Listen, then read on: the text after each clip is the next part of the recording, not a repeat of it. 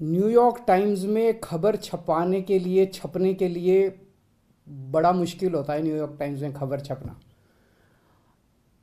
कल के New York times के फ्रंट पेज पे ये खबर छपी है। दुनिया के सबसे शक्तिशाली देश के सबसे बड़े अखबार के फ्रंट पेज पे ये दिल्ली के शिक्षा मॉडल पे खबर छपी है।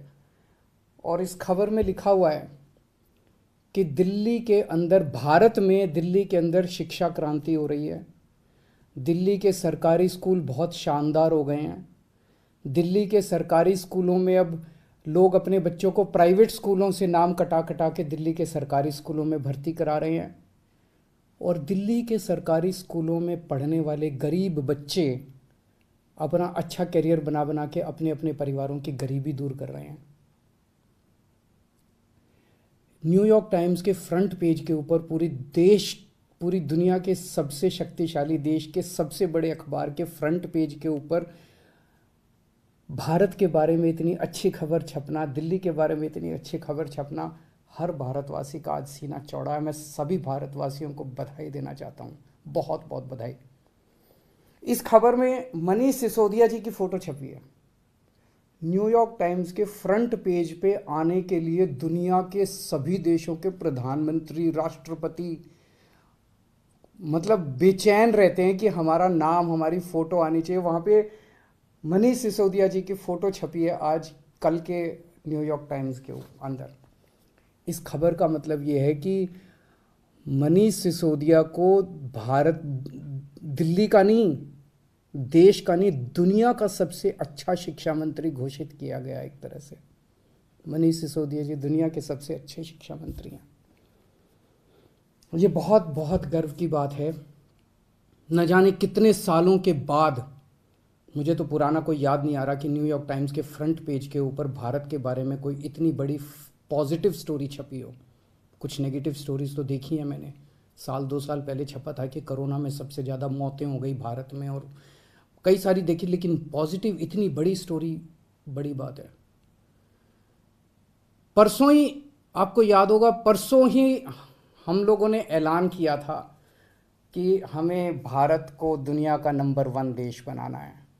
130 करोड़ लोगों को जोड़ना है, 130 करोड़ लोगों का अलायंस बनाना है।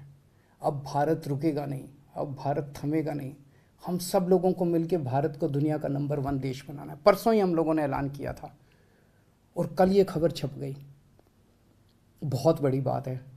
एक तरह से कुदरत हमारा साथ दे रही है, भगवान हमारा साथ दे रहा है। भारत का दुनिया का नंबर 1 देश बनने का जो सपना है 130 करोड़ लोगों का, वो सपना अब साकार होने लगा है।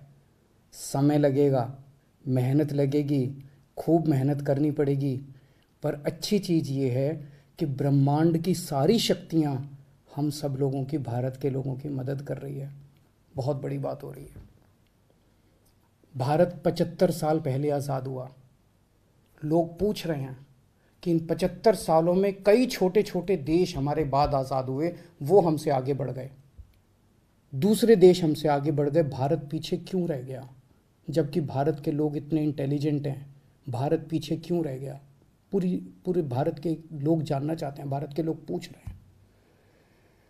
अगर हम लोगों ने इन्हीं पार्टियों और इन्हीं नेताओं के भरोसे देश को छोड़ दिया तो अगले 75 साल भी देश आगे नहीं बढ़ेगा।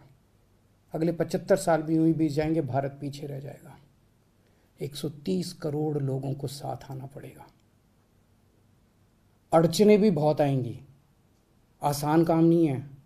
बहुत तंग करेंगे, बहुत अड़चने आएंगी, बहुत तरह की दुविधा पैदा करेंगे। आज मनीष सिसोदिया को दुनिया का सबसे अच्छा शिक्षा मंत्री घोषित किया गया, लेकिन उसके घर सीबीआई पहुंच के रेड मारने के लिए।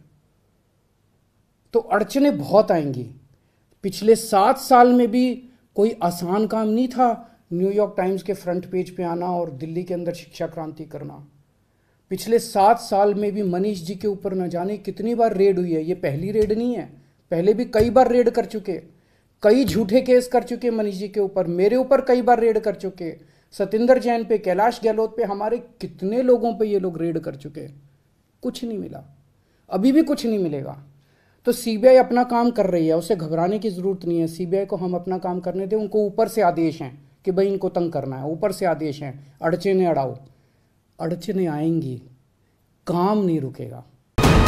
वीके न्यूज, राष्ट्र के नाम।